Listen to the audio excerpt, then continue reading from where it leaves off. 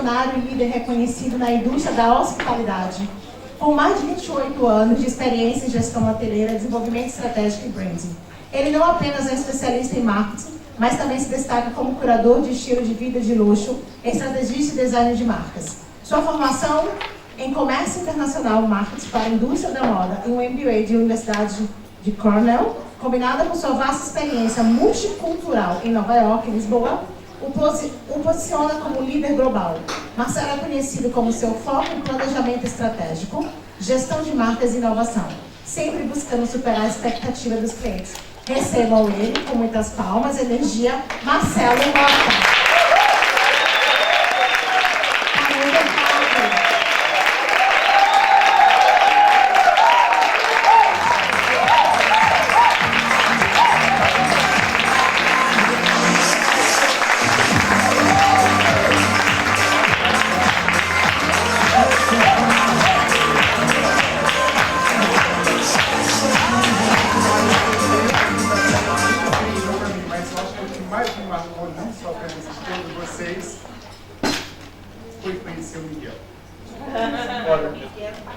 Para mim, ele realmente me impactou, porque eu acho que se eu tivesse tido a vontade que ele teve, meus pais foram maravilhosos, mas se tivesse o incentivo que ele tem agora, acho que seria ainda melhor para ajudar muito. Mas, na verdade, eu estou muito feliz de estar aqui com vocês. Eu sou uma pessoa que comecei minha carreira muito cedo, eu saí de casa aos 17 anos, do Brasil, fui morar em Nova York, numa cidade muito congestionada, cheia de ideias e cheia de oportunidades. Desde pequeno aí, eu descobri que existia estratégia. Desculpa, tá vendo? Eu não gosto muito de falar aqui, não. Sabe E na verdade eu descobri ali que eu tinha que criar uma estratégia, porque eu não poderia voltar para casa com alguma coisa errada. Então o que eu fiz? Eu tive que estudar muito, eu tive que me exaltar, porque um estrangeiro, principalmente um brasileiro, em 1985, morando em Manhattan, você era simplesmente um peão de obra, né? Para mim destacar, eu tinha que ser o melhor, eu tinha que aprender o inglês muito bem, porque senão as pessoas iam fazer chacota do que eu era. Então eu acho que eu aprendi desde pequeno que tinha que se criar uma estratégia. Depois disso, eu fui crescendo, descobri que a hospitalidade e na hotelaria era a minha grande paixão, porque eu sabia criar a diferença na vida das pessoas. Mas criar as experiências também precisava de um vasto estudo para ter essa informação. E a carreira foi me levando, hoje eu estou aqui muito feliz. E eu não gosto desse telefone. Olha esse careca, fica melhor na fotografia, na verdade. Não, mas eu realmente não gosto de estar aqui na frente, eu prefiro estar por trás dos bastidores, porque a minha cabeça é tão incrível que eu acredito que eu só consigo ajudar as pessoas fazendo as coisas. E traz as pessoas aqui como a Mayara fazer isso, para mim é incrível saber como que teve também, não só ela, a vontade, mas outras pessoas que ajudaram a criar esse legado que ela tanto fala. Eu estou muito feliz de estar aqui. Na verdade, a Carolina, vem aqui, por favor, que nós vamos bater um papo. A Mayara também. Muito bem. Eu não sou palestrante e eu gosto de conversar. Por isso, quando a Mayara falou assim, você vem aqui fazer uma palestra pra gente, eu falei, não. Eu não vou fazer isso. Ô, Marcelo, eu acho que ele poderia seguir um pouco. Aí já vai. Não, eu gostaria muito que você estivesse. Eu queria muito que A questão é assim, eu acho que o bate-papo de uma audiência é a coisa mais importante. Esses anos todos que já vi no corporativo, as pessoas convidarem, vocês é que têm que fazer a pergunta para a gente. Porque vocês estão aqui, o interesse de vocês estão, o que está dentro da minha cabeça, da cabeça da Mayara, da cabeça da Carolina, de repente não é o que vocês estão buscando. Então, se vocês perguntam, a gente está aqui para responder. Vamos lá? Então, o microfone, você sabe mais um aqui. Como é que vai? Qual é a dinâmica aqui agora? É a hora da pergunta. Certo? Pergunta. Você lembra que eu falei mais cedo da pergunta? Pergunta em como. Certo? Como? Levanta a mão que vai ser a primeira pergunta. De ontem para hoje, Marcelo. Quando você botou a cabecinha no travesseiro e foi dormir. Você conseguiu dormir rápido. Você pensou muito, você sonhou com esse momento. Foi muito difícil, ou você teve assim. Posso falar na minha linguagem? Não, vamos tentar com cuidado. perguntar. Mais também de negócios, tá, gente? Tá. Ó, de vocês, pergunta do negócio de vocês. Vocês estão aqui com especialista, estrategista de marketing, sabe? Estrategista, de branding, você tem experiência de marketing, de luxo, você está aqui com consultora de negócio, consultora de negócio. Pergunta sobre negócio, não é sobre... Entendeu? Mas eu vou chegar lá. Com esse sentimento que você teve, que você vai me responder, isso é muito pessoal. Porque onde você estava muito feliz falando pra gente. Você estava com os olhos brilhando, mesmo nos dizendo que não estava confortável estar no palco. Você fez a gente ficar muito à vontade e lhe admirar muito. Por isso que a gente quer que você volte. E eu agradeço muito. E Na verdade, impactar a vida das pessoas. eu estava feliz porque é o que eu gosto de falar, é o que eu sei falar, é o que eu sei fazer. Porque existe uma grande coisa entre fazer, falar e fazer, né? Eu acho que uma grande coisa que vocês todos têm que aprender, que a execução é tão importante como uma ideia. Né? Eu posso criar qualquer marca, colocar no papel, colocar o melhor logo, a melhor cor, fazer uma coisa criativa, o melhor vídeo, mas se não existe execução, não vai acontecer nada. E a mesma coisa acontece na vida de todos. Às vezes a gente está muito preocupado na aparência estética, esquecendo da grande execução. Eu acho que é o grande foco. Mas só para responder rápido o que você disse, eu me senti muito orgulhoso, muito feliz e com vontade de ainda mais fazer alguma coisa. Eu gostinho. Só abriu um gostinho. Marcelo, conta um pouquinho aqui da sua experiência. Quais são os passos, né, que a gente precisa iniciar na construção de uma marca? O que a gente precisa, anota, tá, gente? Que ele vai começar a responder. Vou começar a entrar aqui no conteúdo, ok? Quais são esses passos e quais são os cuidados, quais são os pilares, quais são as decisões, né, que o empresário precisa ter antes da construção, né, de uma marca? Qual é a sua visão? Eu acho que o maior cuidado é estudar o seu cliente. Né? Não é você chegar para o cliente, eu sei fazer. Né? Você tem que estudar com muito carinho. Não só a história da empresa, a história dos competidores e também o dono. Porque, na verdade, o dono é que está colocando o dinheiro dele todo ali, você está ali como um conselheiro pessoal dele para poder fazer aquela marca.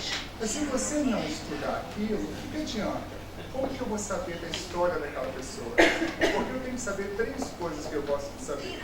O medo da pessoa, porque eu estou ali também para ajudar a desbravar este medo. Desculpa, viu? Tá dando para escutar?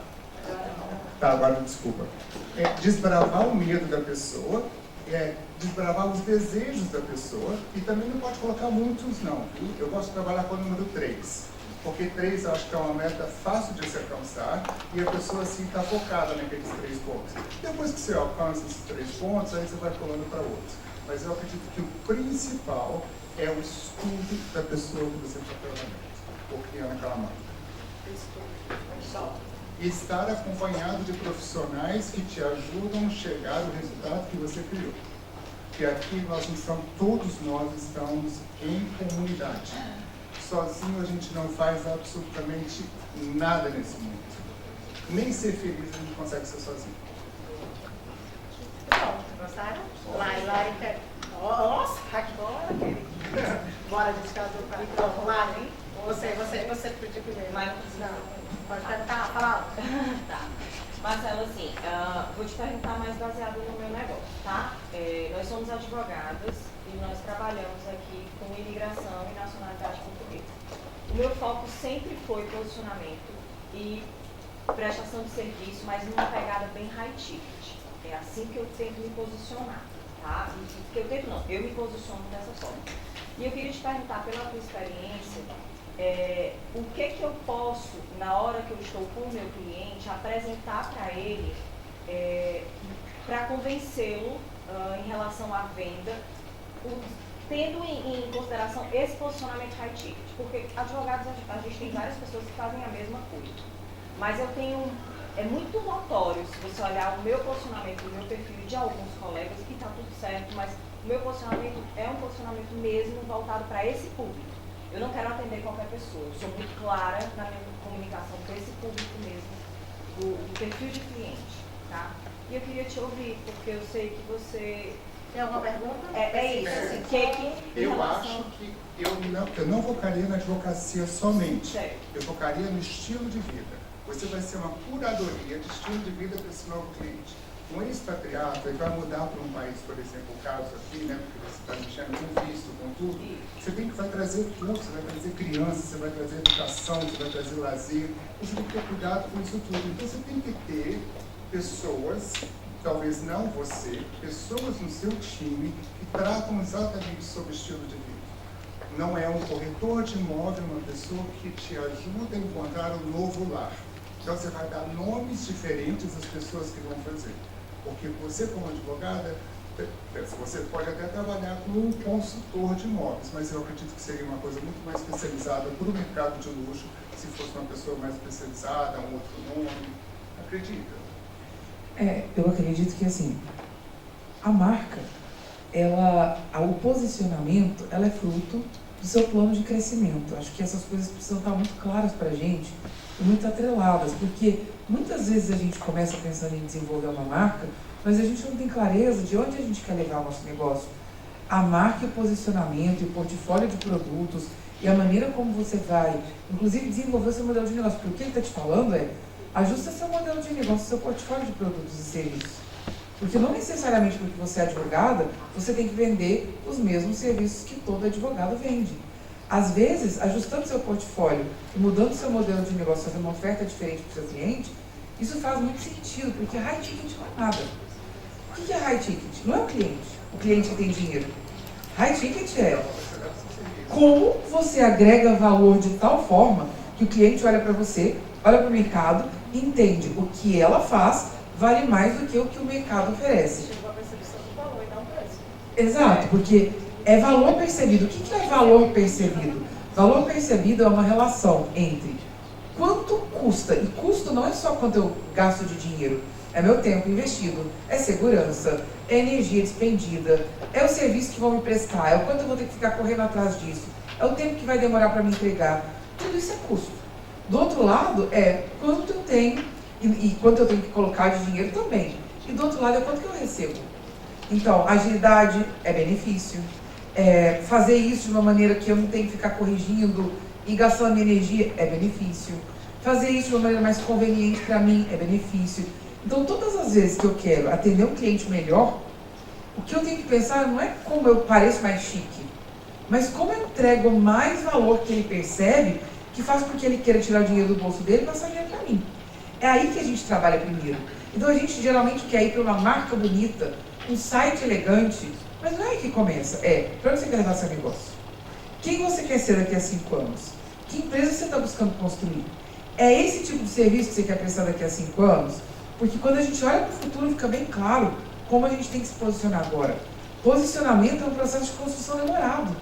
Não é um processo que acontece assim, branding, né, Mariana? É um processo que demora a construir. Se eu não tenho clareza de onde eu vou, o ano que vem eu quero fazer um site diferente. Daqui a um ano eu quero agregar outros serviços.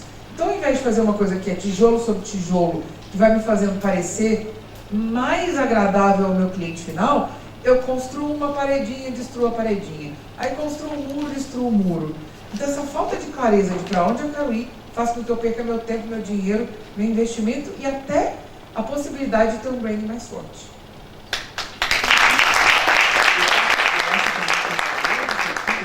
Depende da sua execução. Porque se você não entrega aquele produto, as pessoas vão comentar. E comentam muito mais rápido nesse tal do high ticket, né? Do que se fosse um low ticket, por exemplo. Então você tem que tomar muito cuidado na sua execução. A promessa é dívida. Então eu acho que você tem que exceder as promessas do que só executar elas. Aí que está o segredo do high ticket. E tem um paradigma de que tudo tem que ser high ticket agora, sabe? Não, dá para ganhar dinheiro com qualquer tipo de cliente, desde que você tenha clareza de quem é o cliente que você quer atingir, o que você está oferecendo e como você está agregando valor. Não importa se é high ticket ou não, importa é a coerência daquilo que você faz. Vou dar um exemplo simples. Eu estava na Argentina essa semana, cheguei anteontem no Brasil. Aí a gente chegou num hotel lá em Mendoza, que é um hotel super legal, no meio das vinícolas, um hotel caro, não é um hotel barato. Fomos almoçar. A comida do restaurante é excepcional, um cardápio legal, comida bem apresentada, com todo cuidado, todo detalhe. O serviço, horroroso. Então assim, para vocês terem uma ideia, a mesa ao lado, o cara tinha pedido alguns vinhos, tinha 80 taças, olhava para a mesa dele, parecia que ele era um pinguço. Como que num hotel de luxo, caro, que as coisas são caras, você peca do serviço desse jeito? Então, a falta de coerência evidencia para o mal. Às vezes é melhor você oferecer menos, mais barato e entregar mais, do que você oferecer high ticket, com cara de chique, e entregar menos e decepcionar o seu cliente. E tem uma linha muito fina aí, entre serviço e produto. O serviço agregado ao produto, ou ele eleva o valor, ou ele decai o valor. Então, tomem muito cuidado com isso.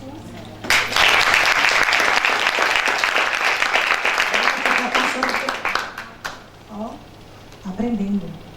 Essa é a proposta do mentor. Vocês entenderam?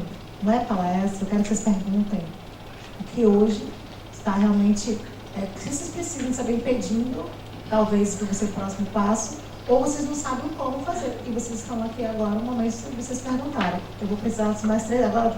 E aqui é um diálogo. E é exatamente, você percebeu que a resposta, exatamente. A Carolina fala, nós estamos aqui dialogando. Isso. Porque tanto vocês aprendem como a gente aprende com vocês. E outra coisa, a resposta delas estão percebendo que a gente vai aprofundando.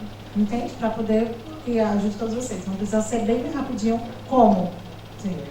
2 perguntas, uma para o Marcelo e uma para a Carol. Tá.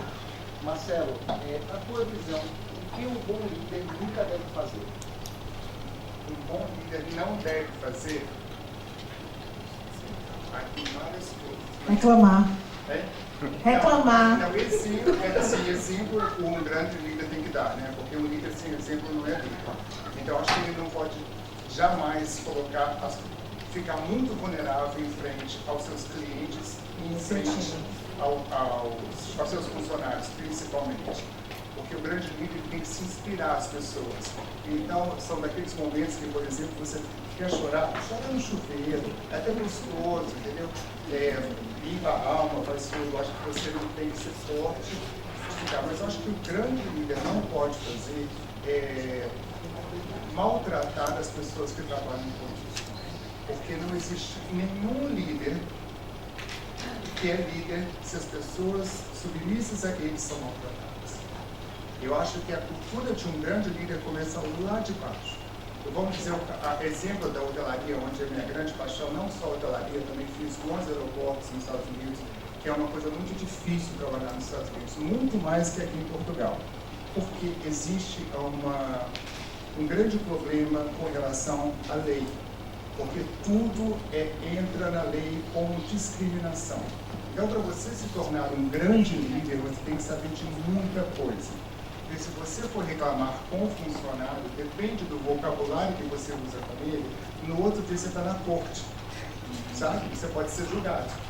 E aí você acaba com a sua reputação. É igual um médico, né? Nos Estados Unidos, eles correm riscos seríssimos, porque se eles derem um remédio errado, eles podem perder os anos de estudos que eles tiveram. Mas eu acho que o líder, a coisa mais importante dele é cuidar, que ele não pode deixar de fazer, é de cuidar das pessoas que estão abaixo deles. Porque, na verdade, é o que a Carolina falou hoje no começo da apresentação dela, né? Aquela coisa, eu não preciso trabalhar de 5 horas da manhã até meia-noite. Isso é errado. Um grande líder tem que se inspirar, as pessoas têm que querer. Ai, tá chegando a hora da Carolina chegar, que delícia! Aí ela vai chegar com umas perguntas para ela, ela me faz tão bem. A coisa flui dessa maneira. Um líder, ele inspira. Você está com vontade de ficar ao lado dele. Espero que eu tenha respondido isso. Se eu puder complementar com uma coisa que eu acho que um líder não pode fazer de jeito nenhum, é levar as glórias, sabe, quando as coisas dão certo. Ele que fez tudo, ele que criou tudo, ele que chegou com uma super ideia, e depois, quando dá tudo errado, é sempre procurar um culpado. Caça às bruxas é uma coisa horrível de se fazer. É péssimo, porque não adianta nada descobrir o culpado. Autoresponsabilidade começa quando você, líder, dono da empresa, percebe que você não tem que ser bonzinho. Você não tem que ser super tolerante. Ser intolerante, às vezes, é bom, não mal educado. Não grosseiro, não mal educado. Mas tem hora que você tem que ser intolerante. Porque o excesso de tolerância, ele é um reforço negativo. Se eu tolero as coisas intoleráveis, eu estou dizendo para as pessoas que as coisas inaceitáveis são aceitáveis. E isso é algo que gera uma mensagem subliminar muito negativa que deseduca as pessoas. Só mais uma. Só para complementar, o líder, ele ouve cada pessoa do seu time, ele sonha o sonho dos seus liderados. Então, um líder que não conhece o sonho do seu time, atenção, porque cada uma das pessoas, eles têm um sonho, né, pessoal. E se você ajuda a eles a realizar os sonhos dele, com certeza que o seu também será realizado. E um bom líder, ele escuta, ele não fala. Por isso que grandes líderes falam, por isso que nós temos 2 ouvidos só uma boca. Justamente por isso, vamos escutar dos seus lados, muita tranquilidade, muito parcial. A expressão facial é muito importante, a expressão corporal é muito importante, porque você pode agredir aquela pessoa em frente, mas a questão é tudo isso. Então, um bom líder tem que fazer um treinamento imenso, e é um treinamento interminável. Você, desde o começo que você decide fazer isso na sua carreira, até o resto da sua vida você vai ter que se controlar. Carol, se você fosse abrir uma empresa hoje, como você organizaria essa empresa para crescer o mais rápido possível? Peraí, deixa eu só falar a pergunta dele.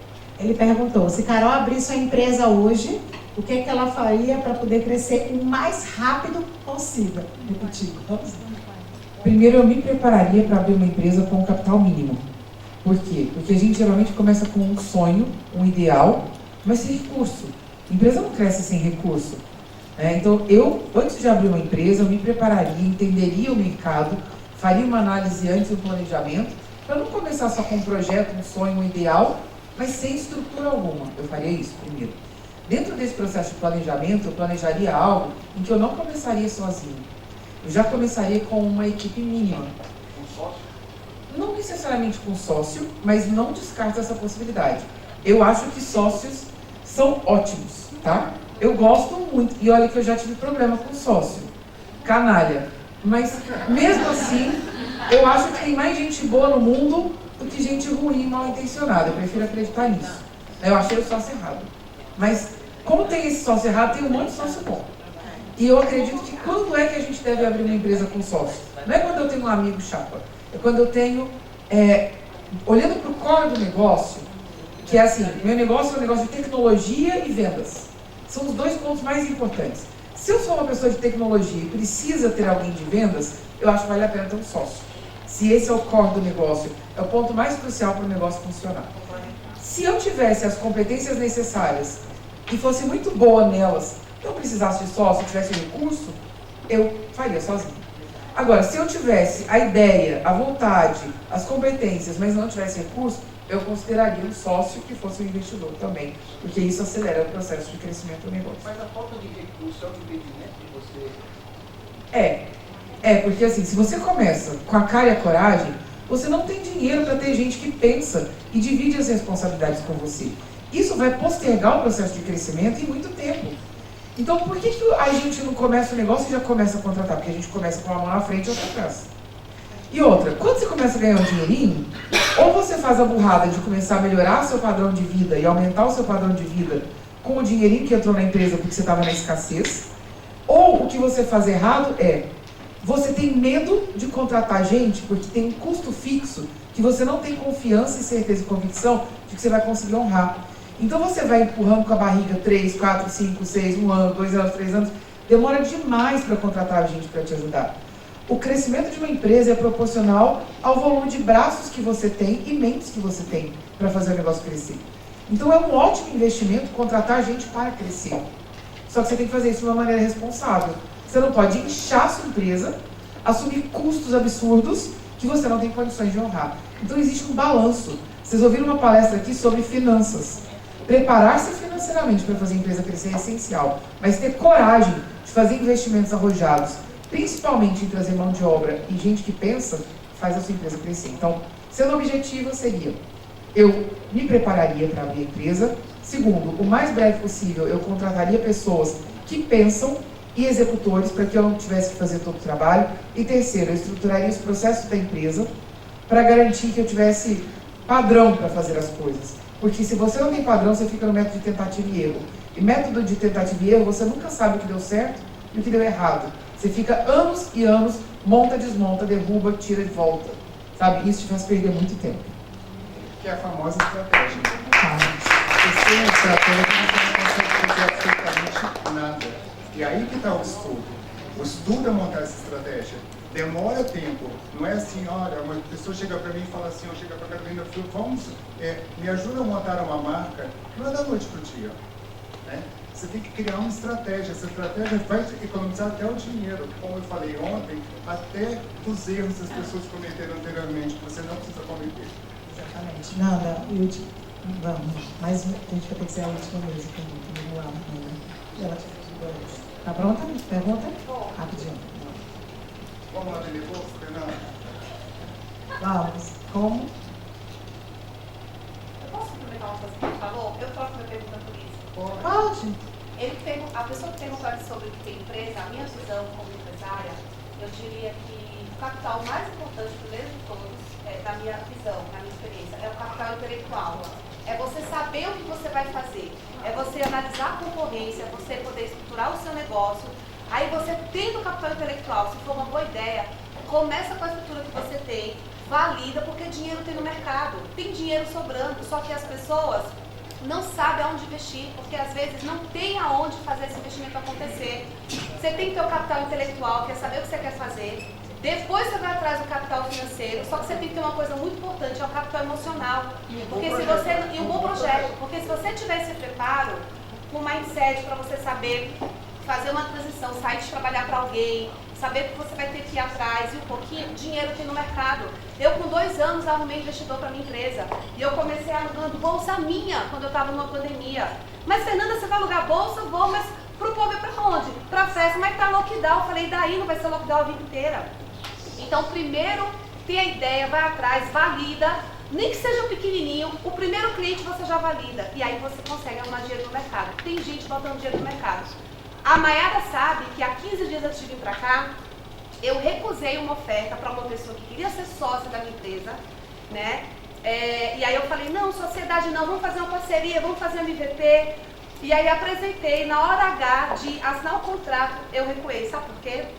Porque em 4 reuniões, eu percebi claramente que essa pessoa não estava alinhada com o propósito da minha empresa. Ela queria palco, ela queria glamour, ela queria ir pro Festival de Cinema de Cannes comigo. E não é sobre isso, porque ser empresário não é só o glamour estar aqui não, para estar aqui lá atrás, ó, o bastidor é punk. Então quer fazer, acredita que você vai atrás, porque o dinheiro se arruma no mercado. Fernanda, uma coisa importante. Desculpa, Mas a pergunta é assertiva. Mas a pergunta é assertiva. Só tem um detalhe. A gente tem que saber que existem tipos de empresários diferentes. E a gente tem que respeitar quem a gente é. Claramente, ele é uma pessoa muito arrojada, que assume riscos maiores. E vocês não são todos iguais. E vocês não precisam ser todos iguais para dar certo, entende? Você tem que entender como você é. Porque às vezes você não é essa pessoa que assume esse nível de riscos. Então você precisa de um plano um pouco mais conservador, como eu apresentei para você. Se você é essa pessoa tão arrojada, que tem confiança, que sabe que sua ideia é essencial, que ela é incrível, que ela vai dar certo, então às vezes validar a ideia para depois arrumar dinheiro é uma possibilidade. Mas isso é um puxadinho. Você vai com a cara e com a coragem, vai. O ideal mesmo, pode ver, milionário não começa negócio com a cara e com a coragem. Milionário começa negócio com um sócio que vai trabalhar para ele, com o capital definido para ele saber quanto ele tem que investir, com fluxo de caixa, para ele ter certeza que ele não vai ter que arrancar dos investimentos dele e sair tirando dinheiro lá que ia render para ele, para poder enfiar no negócio por intempéries. Então é isso que a gente estava dizendo aqui. Mas, Carol, mas isso é o mundo real, né? Não é o mundo ideal, não. Esse é o mundo real. O problema é que a gente vive no mundo da cara e da coragem. E nós, empresários, graças a Deus somos da cara e da coragem, senão não ia existir empresa, não. Graças a Deus, mas assim, a gente vai pelo caminho mais desafiador e difícil. E nem todo mundo tem condições, sangue na veia, ou resistência, ou até autoestima para fazer isso e resiliência. Então se conheça e se entenda e se respeite. Vai pelo caminho mais fácil, faz a coisa certinha. Essas 3 coisinhas aí podem te poupar muito sofrimento. Até porque, Carol, foi exatamente o que ele perguntou, desculpa, como abrir empresa e um crescimento mais rápido. Então, eu estou trazendo, né, o mundo ideal, o real, né, mas é o que acontece com muitos ao contrário. Vamos lá. Estamos esquecendo dos planos de negócio. Boa noite. Planos de negócio sempre existiu e tem que ter. Né? As pessoas esquecem. Não, agora eu vou fazer rápido porque a internet é rápido. Deixa eu criar aqui um novo, eu já montei empresa. Não tem plano estratégico de empresa é essencial.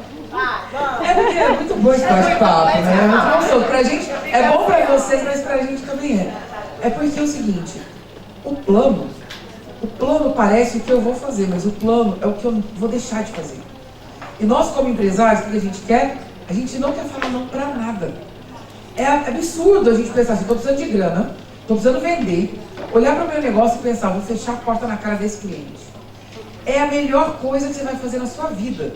É decidir para quem você não vai vender. No começo vai doer. Mas quanto antes você decidir para quem você não vai vender, antes você vai prosperar. Porque quem tenta agradar todo mundo, vender para todo mundo, servir todo mundo, tem um portfólio de produtos errado, tem precificação errada, tem oferta errada e fica patinando muito tempo. Assertividade, menos é mais. E outra coisa, está no mercado concorrido, desafiador, quanto mais você restringe o seu público, mais fácil você vai lidar a sua oferta. Quanto mais você tenta abraçar o mundo inteiro e vender para todo mundo, menos você vai vender, mais você vai patinar, mais tempo você vai demorar para ter certeza que está fazendo a coisa certa. Gente, o Walt Disney falava, eu gosto do impossível, porque o possível está congestionado. E é verdade, pensa no impossível, trabalhe no impossível, que aí você consegue.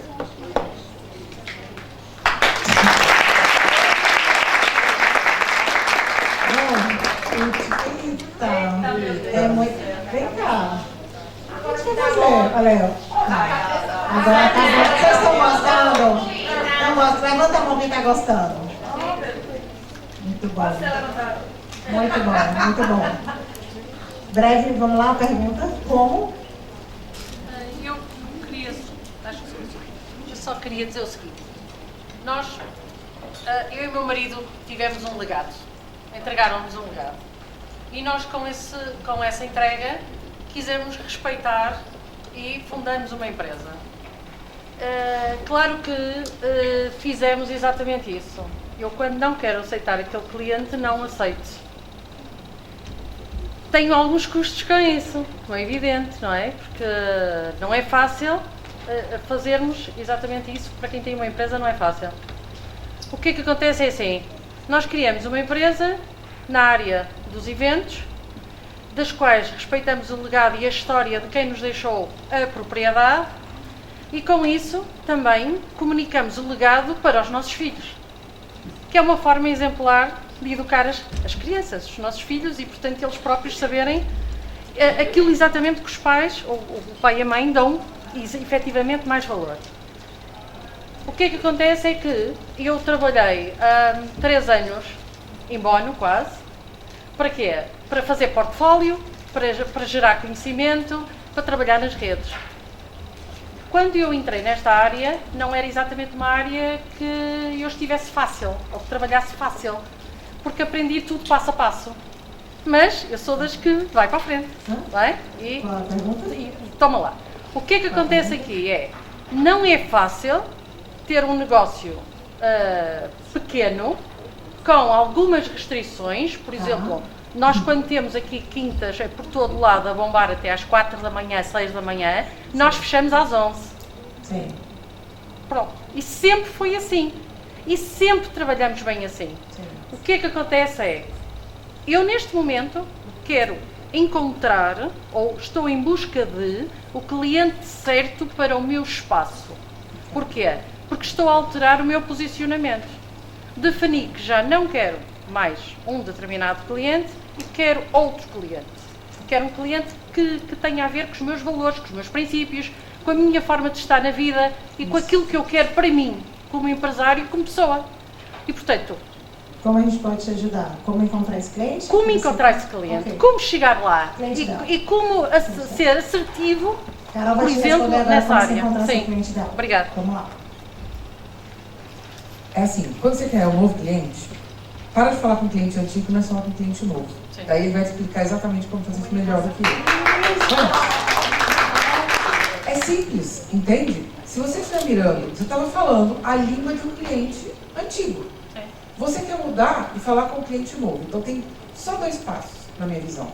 Primeiro, você tem que identificar qual é a diferença entre o cliente antigo que você não quer e o cliente novo que você quer. Especificamente, desenha um boneco, compra um boneco, coloca lá um boneco, chama ele de um nome, pega outro boneco e chama de outro nome. Quanto mais informações você tiver desse boneco, que é seu cliente atual e o seu cliente antigo, o seu cliente ideal, melhor ainda. Por quê? Porque tem que ficar muito claro para você quais são as diferenças dele. Quando você tiver clareza específica de qual é a diferença dos dois, você simplesmente para de conversar com esse e começa a falar a língua do outro.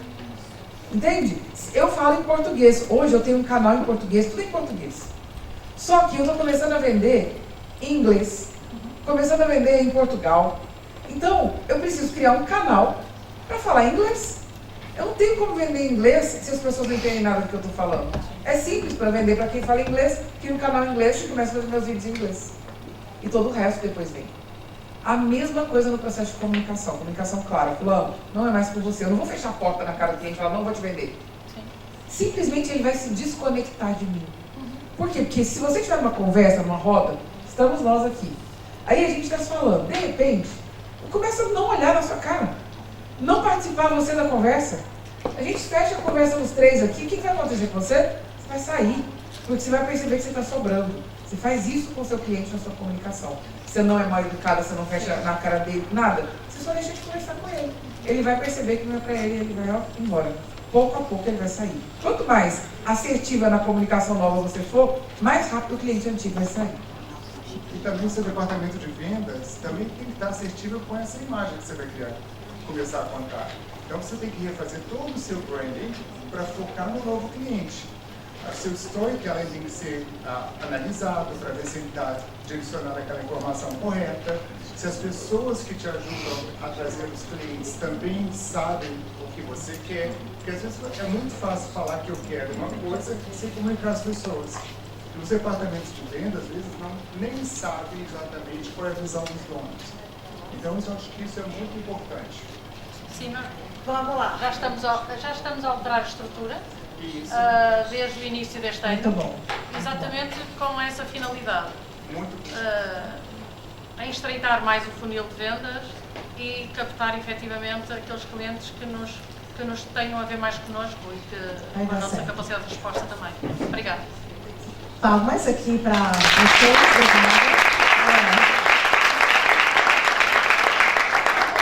Carol e Marcelo, vocês podem, o que vocês acham de vocês acompanhar junto comigo esses próximos mentalados aqui de Portugal e Brasil? É um prazer. Vamos lá? Vamos estar nessa jornada? Perguntaram, já vou falar sobre, mas vai ser um prazer. Porque é muito bom quando conecta, tá? Com os palestrantes, com os mentores e... Mas eu sou um pouquinho diferente quando eu estou lidando com vocês a um a um. Eu sou exigente, tem um monte de perguntas, cheio de questionários. A sessão estratégica por as duas, por aí. Eu Então, tenho amigas, né? Até uma que está aqui, que é a doutora Vanusa. Vanusa, é uma pessoa que eu deixo ela completamente louca, mais cansada ainda com as perguntas, porque a gente está fazendo o rebranding dela, e ela fala que eu não aguento mais responder uma coisa sua, mas vai continuar. E é o seguinte, se vocês me perguntarem e eu falar o que é pra fazer, faz. Isso. Não adianta perguntar, eu falar o que é pra fazer e fazer. Mas aí, estão acostumados. Estão acostumados, olha aí, estou aqui. gente, muito obrigada. Espero que a gente tenha ajudado um pouco de vocês. Obrigada.